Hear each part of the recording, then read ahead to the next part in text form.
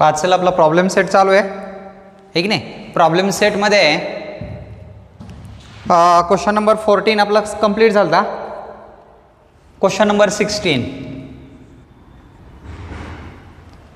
काय क्वेश्चन आहे बघा. The face of die bear numbers. The faces of die. The faces of die bearing number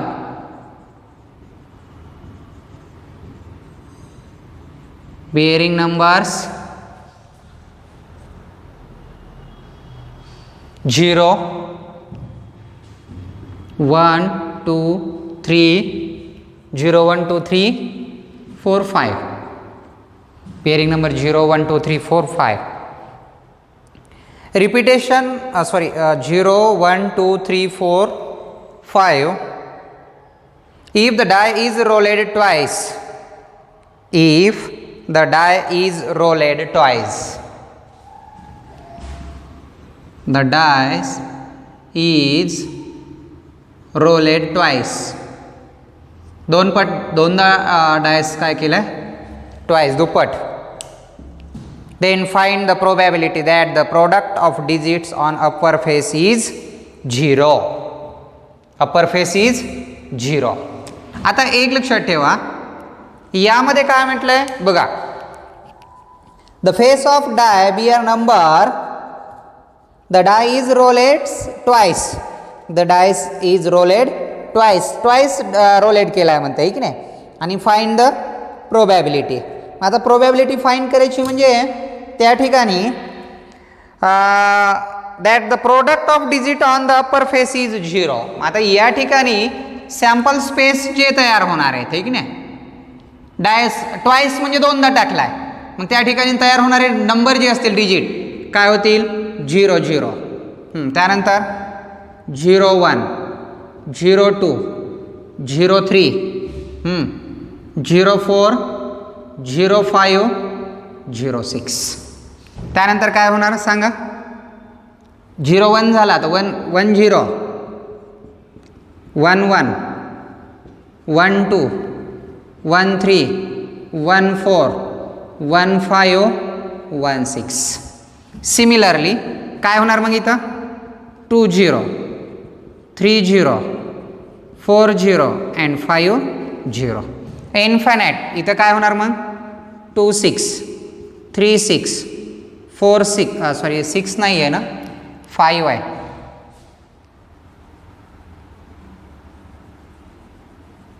six number नाही आहे बघा मग 2 5 3 5 4 5 अँड 5 5. किती होणार मग मधले बघा. हे सगळे कंप्लीट करा तुम्ही. मी नाही तर कंप्लीट केले म्हणजे बरं ठीक आहे कंप्लीटच करूयात. पुन्हा कन्फ्युजन होणार नाही तुम्हाला ठीक नाही. थोडा वेळ लागेल मला पण क्लिअरच करू आपण. ठीक आहे बघूया काय होणार मग 2 2 2 3 2 4 2 1 2 2 2 3 2 4 2 5 3 1 3 2 3 3 3 4 3 5 4 1 4 2 4 3 4 4 4 5 5 1 5 2 5 3 5 4 and 5 5. number of years 36. number of years is equal to किती number of years is equal to 36. Total number 36 आहेत म्हटलंय. ठीक आहे. आता आपल्याला प्रोबॅबिलिटी काय काढायची आहे. Find the probability that the product of digits on upper face is 0. Let A event the product of digits. The product of digits. the product of digits on upper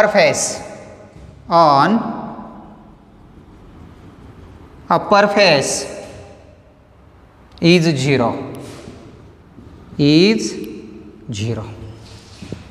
upper फेसचा जो product असेल तो zero आला पाहिजे म्हणता. म्हणजे comma 0 0 0 1 0 2 0 3 0 4 0 5 1 0 2 0 3 0 4 0 and 5 0. यांचा product zero येतो पहा. आता प्रोडक्ट झिरो कसं येतं, कोणत्याही नंबरला मल्टिप्लाय, कोणत्याही नंबरला झिरोने मल्टिप्लाय केलं किंवा झिरोला कोणत्याही नंबरनं मल्टिप्लाय केला तर मल्टिप्लिकेशन काय येतो, झिरो येतो आहे की नाही. म्हणजे या ठिकाणी हे किती नंबर आले बघा, 1 2 3 4 5 6 7 8 9 10 अँड 11. म्हणजे number of A is equal to 11 आलं. मग probability of A is equal to number of A upon number of S 11 अपॉन 36. ही प्रोबॅबिलिटी भेटली. म्हणजे एकदम इझी आहे. जसं डायसवर आपल्याला 1 to 6 असतात आहे की नाही, पण इथं त्यांनी नंबर दिले आहेत आपल्याला, बेरिंग नंबर दिले 0 to 5 पर्यंतचे नंबर दिले आहे की नाही. मग तेच नंबर आपल्याला कन्सिडर करावं लागतील आणि त्याच्यानुसार मग आपण या स्वरूपामध्ये काय केलं आहे की जी इव्हेंट दिलेली आपल्याला त्या इव्हेंटच्या याच्यानुसार कन्सिडर केलं आपण आहे की नाही. इव्हेंटच्या याच्यानुसार कन्सिडर केलं म्हणजे इव्हेंटनुसार दिलेला नंबर जो आहे की नाही, इव्हेंटनुसार जो दिलेला नंबर आहे त्याच्यानुसार आपण काय केलेत, जे सॅम्पल स्पेस आहेत की नाही, सॅम्पल स्पेस आहेत ते सॅम्पल स्पेस आपण इथं लिहिलेत. ठीक आहे. आणि आता याच्यानंतरचा जो लास्ट क्वेश्चन असेल आपला प्रॉब्लेम सेट 5 मधला तो क्वेश्चन बघूया. ॲक्टिव्हिटीच्या स्वरूपामध्ये दिला आहे बघा. झाला, एकदम इझी क्वेश्चन होता 16 नंबरचा. नेक्स्ट क्वेश्चन बघूया आता 17. प्रॉब्लेम सेटमधला जो 17 नंबरचा क्वेश्चन आहे तो बघूयात. बघा काय क्वेश्चन आहे 17 नंबरचा. Do the following activity. एक फॉलोइंग ॲक्टिव्हिटी आपल्याला कंप्लीट करायला सांगितली आहे. त्यामध्ये म्हटलं आहे total number of student in our class. आता तुमच्या क्लासमध्ये किती स्टुडंट आहेत म्हणताय हे की नाही. म्हणजे आता तुम्ही एक एक्सपेरिमेंट जसं करताय किंवा तुमच्या क्लासमध्ये टोटल स्टुडंट किती आहेत हे की नाही, त्याच्यानुसार तुम्ही तिथं ते लिहायचं आहे. आता तुमच्या स्वतःच्या क्लासमध्ये वाटलं तर ऑब्झर्व करून तुम्ही करू शकता हे की नाही. ऑब्झर्व करून म्हणजे तुमचा जर 10 क्लास असेल, एखादी ए डिव्हिजन असेल आहे की नाही, मग ए डिव्हिजनमध्ये टोटल स्टुडंट्स किती आहेत मग तेवढे तुम्ही इथं कन्सिडर करा आहे की नाही. तुमच्या क्लासमध्ये जेवढे असतील तेवढे कन्सिडर करा आणि त्याच्यानुसार सॉल्व करा. मग इथं प्रत्येकाचं उत्तर हे वेगवेगळं येणार आहे की नाही. की एक तुम्हाला एक्सपेरिमेंट करायला सांगितलं आहे की नाही, ऑब्झर्व करून तुमच्या क्लासचं तुम्हाला त्या ठिकाणी लिहायचं. Total number of student in our class. Question number 17. Total students in our class किंवा इन युअर क्लास म्हणा. Total student in class direct आता क्लासमध्ये करू, तुमच्याच क्लासमधला आहे असं कन्सिडर करू हे की नाही. किती स्टुडंट तुमच्या क्लासमध्ये सांगा. Total student in class 90. Okay बरं ठीक आहे, 90 कन्सिडर केले. पण टोटल स्टुडंट म्हणजेच काय असतं, number of years, number of student from your class wearing a spectacles. आता स्पेक्टल्स म्हटलं बघा त्यांनी,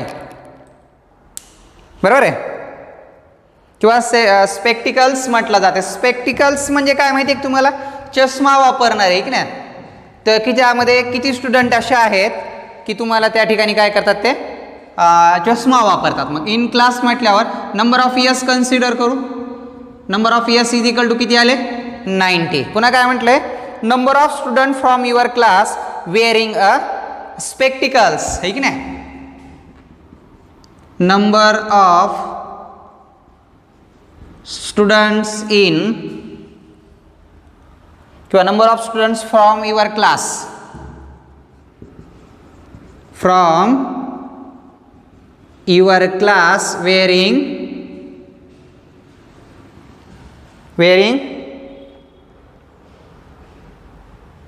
spectacles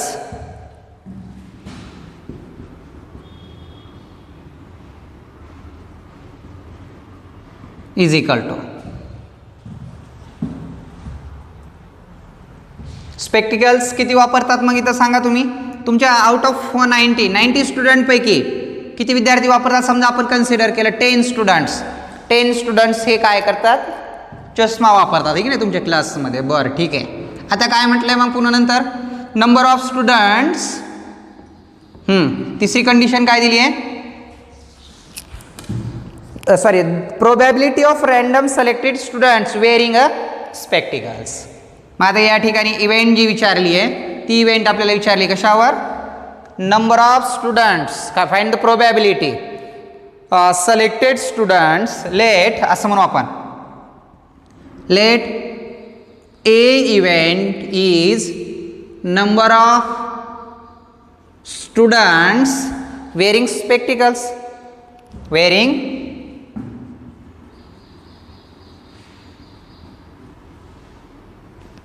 wearing spectacles.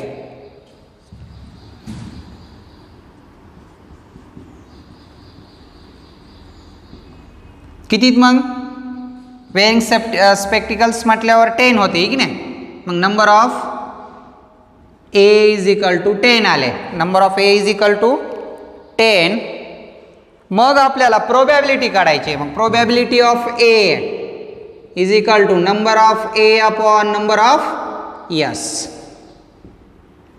Number of A किती आहे 10 डिवाइड बाय 90, 1/9 आली पहिली प्रोबॅबिलिटी ए इव्हेंटची. पुन्हा काय म्हटलंय, probability that the randomly selected student do not wearing spectacles. इथं आपण असं म्हणू, number of students not wearing spectacles is equal to 90 मधून 10 गेले किती राहिले 80. ओके, हीच काय आहे B event, let B event number of students not wearing spectacles, number of B is equal to 80. आणि यांची पण जर प्रोबॅबिलिटी काढा म्हटलं तर काय येणार मग, probability of B is equal to number of B upon number of S. 80 divide by 90, 0 0 cancel, किती आला मग 8/9. या स्वरूपामध्ये तुम्हाला जो दिलेला क्वेश्चन होता आहे की नाही, की तुमच्या ह्याच्यानुसार ऑब्झर्व करून तुम्हाला सॉल्व करायचा होता, की तुमच्या क्लासमधलं ऑब्झर्व करा हे की नाही, क्लासमध्ये ऑब्झर्व करायचं होतं आणि किती स्टुडंट आहेत त्याच्यानुसार तुम्हाला काय करायचं होतं त्या ठिकाणी ते दाखवायचं होतं की नाही, किंवा त्याची सॅम्पल स्पेस किंवा प्रोबॅबिलिटी लिहायची होती. ठीक आहे, या स्वरूपामध्ये क्वेश्चन होता. त्यानंतर खाली एक ॲक्टिव्हिटी दिली बघा, decide the sample space yourself and fill in the following boxes. ठीक नाही, मग आता या ठिकाणी सॅम्पल स्पेस तुम्हाला लिहायला सांगितले. तर सॅम्पल स्पेस कोणते लिहिणार, आणि the condition for event A is getting an even number. काय लिहायचं, इवन नंबर घ्यायचे आहे की नाही. मग बघा याच्या पुढची जी कंडिशन दिलेली आपल्याला आहे की नाही, एक ॲक्टिव्हिटी कंप्लीट करायला दिली आहे. सॅम्पल स्पेस तुमच्या मनानंच घ्यायचे आहेत हे की नाही. सॅम्पल स्पेस जे आहेत ते decide the sample space yourself and fill in the following boxes.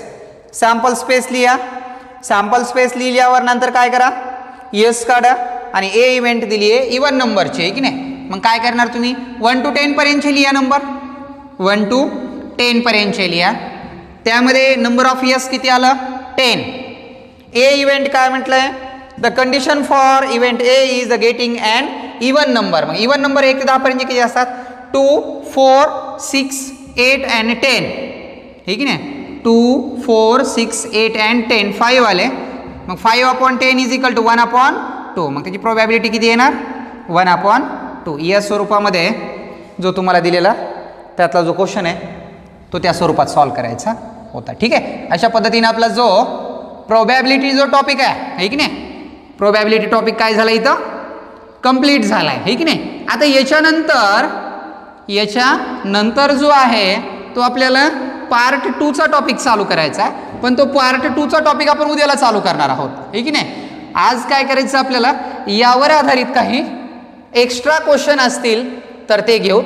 माझ्याकडे आहे त्याच्यावर भरपूर आधारित एक्स्ट्रा क्वेश्चन आहेत. तशा पद्धतीचे क्वेश्चन आपण याच्यावरचे घेऊयात. बघा,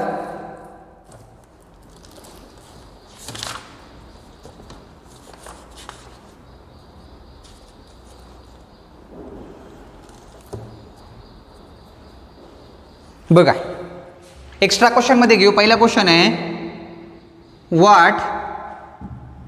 what is the probability,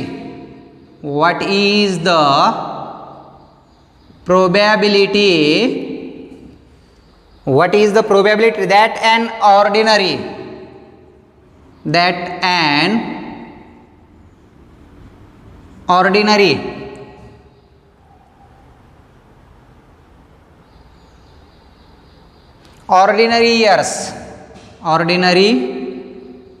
years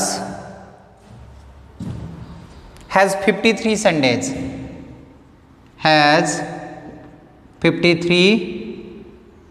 Sundays, असा क्वेश्चन आहे. Okay, 53 Sundays. आता 53 संडे असणारा, एक लक्षात ठेवा, हा नवीन क्वेश्चन आहे. नवीन क्वेश्चन आहे म्हणजे अशा टाईप्समधला क्वेश्चन आपल्या प्रॅक्टिस सेटमध्ये किंवा प्रॉब्लेम सेटमध्ये नव्हता, हे की नाही. पण जर तुम्हाला असा क्वेश्चन एक्झाममध्ये आला तर कशा पद्धतीनं सॉल्व्ह करायचा. आता एक लक्षात ठेवा, सगळ्यात अगोदर एक बघा, इयर्स जे असतात आपल्याकडे 2 इयर्स असतात. 2 इयर कोणते माहिती आहे का, ऑर्डिनरी इयर्स आणि लीप इयर, हे 2 इयर असतात. ऑर्डिनरी इयर्स, ऑर्डिनरी म्हणजे जे रेग्युलर वर्ष असतं, आणि लीप इयर माहिती आहे तुम्हाला. लीप इयर म्हणजे त्याला आपण काय म्हणतो की ज्या वर्षामध्ये 29 फेब्रुवारी असतो, हे की नाही, 29 तारखेचा फेब्रुवारी महिना असतो, त्याला आपण लीप इयर असं म्हणायचं. जसं की आता जो आपला रेग्युलर चालू इयर आहे कोणता, 2020 हा लीप इयर्स आहे, की नाही.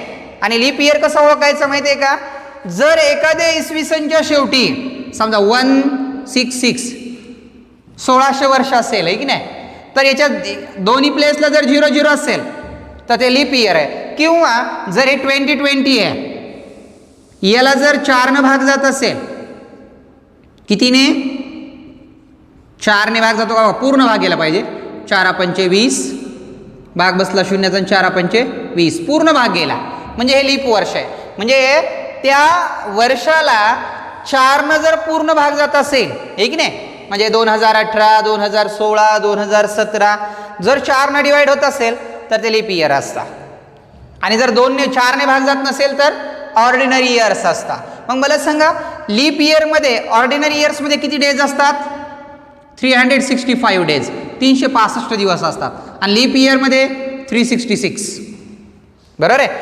लीप इयरमध्ये किती असतात, 366, आणि ऑर्डिनरीमध्ये 365. एका वर्षामध्ये 365 दिवस असतात आणि एका वर्षामध्ये 366 दिवस असतात. म्हणजे जे लीप इयर असतं, आहे की नाही, लीप इयरमध्ये 366 1 डेज एक्स्ट्रा असतो, तो म्हणजे कोणता, 29 फेब्रुवारी, 29 फेब्रुवारी हा लीप वर्षामध्ये येतो. मग इथे दिलेला आपल्याला कोणती प्रोबॅबिलिटी म्हणते, अँड ऑर्डिनरी इयर्स, म्हणजे याचा अर्थ डेज किती असणार, 365 टोटल डेज. पण आपल्याला या ठिकाणी 53 संडेज म्हणतात. एक जो डेज असतो हा एका वीकमध्ये, एका आठवड्यामध्ये एकदा येतो. आपण एक डेज एकदा गृहीत धरून जो तयार होतो त्याला आपण वीक असं म्हणतो. 7 डेज, 1 वीक म्हणजे काय असतं, 1 वीक म्हणजे काय, 7 डेज, बरोबर आहे. या ठिकाणी जो वीक तयार होतो तो म्हणजे काय असतो, 7 डेजचा असतो, बरोबर नाही, एक आठवडा. तर हा 7 डेजचा असतो. मग आपल्याला या ठिकाणी त्यांनी 53 संडे म्हणताय. मला सांगा, प्रत्येक वर्षामध्ये प्रत्येक वार हा 52 टाइम्स येतो. किती टाइम्स? 52 टाइम्स. आणि एक दिवस उरतो. कशामुळं? 1 मिनिट इकडे बघा. 365 दिवस आहेत. एका आठवड्यात किती दिवस असतात? 7. 7 न डिवाइड करा. 7 एक 7, 7 5 35, एक उरला, 15 झाले, 7 दोन्ही 14. 1 डे रिमाइंड राहिला. मग हा उरलेला दिवस कोणता असेल सांगता येतो का? नाही, डेफिनेटली सांगता येत नाही. मग तो संडे असेल, Monday, Tuesday, Wednesday, Thursday, Friday and Saturday. Any day, कोणताही एक दिवस असेल. परंतु 52 मात्र संडे पण 52 टाइम्स असेल, Monday, Tuesday, each day is 52 times and 1 day is remaining. आणि एक दिवस शिल्लक राहतो. म्हणजे 52 तर अगोदरच आल्यात. मग अजून एक येण्यासाठी तो डेज कोणता असला पाहिजे? 53 असला पाहिजे. मग या ठिकाणी जो तुम्हाला सॅम्पल स्पेस तयार होतील, सॅम्पल स्पेस कोणाचे होणार आहेत? या 52 चे होणार आहेत का? नाही, या 1 डे चे सॅम्पल स्पेस तयार होणार आहेत. जो एक डे शिल्लक राहिलेला आहे, हा 1 डे आहे की नाही, याचे सॅम्पल स्पेस तयार होणार आहेत. मग तो 1 डे जो असेल तो कोणता डे असेल सांगता येईल का? नाही. मग तो संडे असेल, मंडे असेल, ट्यूजडे असेल, वेन्सडे असेल, थर्सडे असेल, फ्रायडे किंवा सॅटरडे. एवढ्यापैकी या 7 डेज पैकी एक कोणता तरी डेज असू शकताय. मग therefore number of years is equal to किती आला? 7. आता प्रोबॅबिलिटीज मध्ये इव्हेंट काय म्हणताय? 53 संडे, ऑलरेडी 52 तर आहेतच, पण एक जो डे आहे तो संडे येणार आहे म्हणताय. मग यामध्ये तुम्हाला असं म्हणता येईल, let A event getting a 53 Sunday. 53 Sunday. आता 53 संडे म्हणजे 52 तर ऑलरेडी बरं का. मग या ठिकाणी काय येणार? A is equal to Sunday. Number of A is equal to 1. Probability of A is equal to number of A upon number of years. म्हणजेच काय आलं? 1/7. काय आलं मग? 1/7. म्हणजे the probability of has 53 Sundays. ही जी 53 संडेज येण्याची जी प्रोबॅबिलिटी आहे ती म्हणजे काय? 1/7. का तर 52 तर प्रत्येक असणारच आहे की नाही. म्हणजे एक जो आहे तो त्याची प्रोबॅबिलिटी किती येणार मग? 1/7. कळालं का क्वेश्चन? एक लक्षात ठेवा, हे 53 म्हटल्यावर तुम्ही काय म्हणताल की सर इथं 53च लिहायला पाहिजे. नाही, 52 तर ऑलरेडी प्रत्येक वार असतो, प्रत्येक डे हा 52 टाइम्स असतो. उरलेला जो एक दिवस असेल तर तो दिवस कोणता असेल? तर या 7 डेज पैकी एक डेज असेल. त्यामुळं आपण याला काय म्हणणार मग? संडे जो आहे तो दिवस संडेचा असणार आहे. पण तो इयर कोणतं आहे बघा? ऑर्डिनरी इयर्स आहे. लक्षात ठेवा, असा क्वेश्चन आल्यावर पहिली जी आपली या ठिकाणी कंडिशन आहे, फर्स्ट कंडिशन, ती आपल्याला अशी बघावं लागेल की दिलेलं इयर हे ऑर्डिनरी इयर्स आहे की लीप इयर्स, हे बघणं गरजेचं आहे की नाही. तर ऑर्डिनरी इयर्स जर असेल तर या ठिकाणी जर नंबर ऑफ डेज 365 म्हणजे 1 डेज रिमेनिंग राहील. हा 1 डे असणार आहे रिमेनिंग. ठीक आहे, हा झाला फर्स्ट क्वेश्चन आहे की नाही. आता या स्वरूपात what is the probability that leap years leap year. आता इथं ऑर्डिनरीच्या ऐवजी मी फक्त काय करतो? लीप करतो. That leap years has 53 Sundays. बाकी सगळं बरोबरच आहे. हे लिहिलं, 1/7 आलं. आता बघूया, आता मात्र इयर बदलत आहे. कोणतं इयर आलं आता? इयर आला आपला लीप इयर. लीप इयरमध्ये 1 डे एक्स्ट्रा असतो की नाही. म्हणजे 366 366 दिवस तयार होतील आता इथं. बघा मग,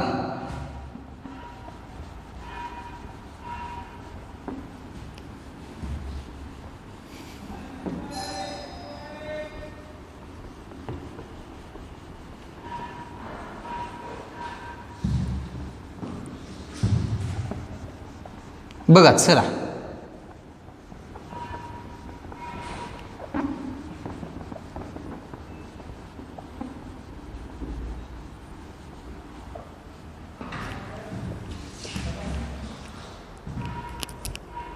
What is the probability that a leap year has 53 Sunday? 53 Sunday. मला सांगा डे किती टोटल? 366 divide by 7. 7 2 होतं 7 7 चौक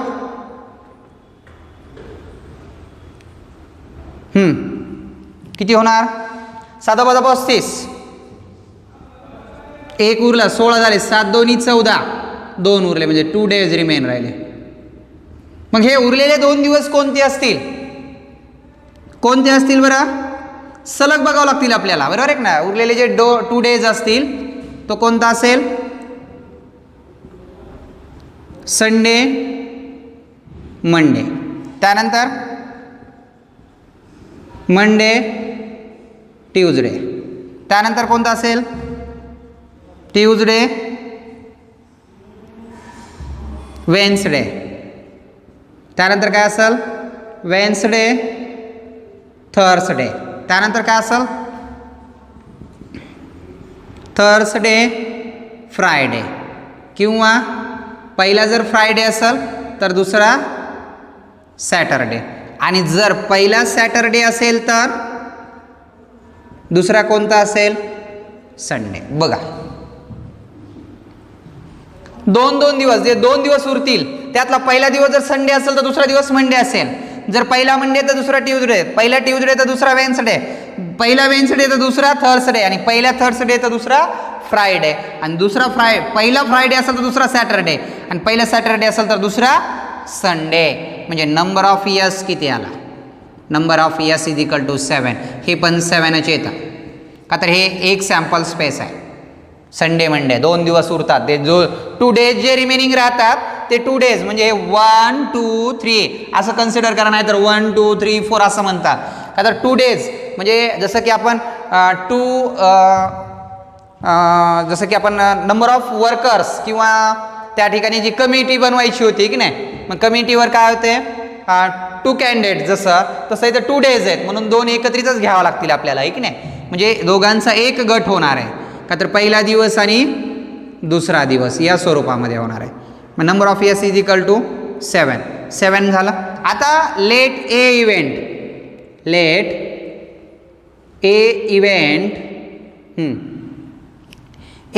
काय?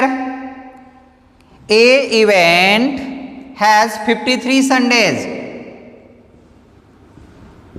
53 संडेज 53 वेळा संडे असण्याची. मग संडे 2 वेळेस आहे बघा, संडे मंडे,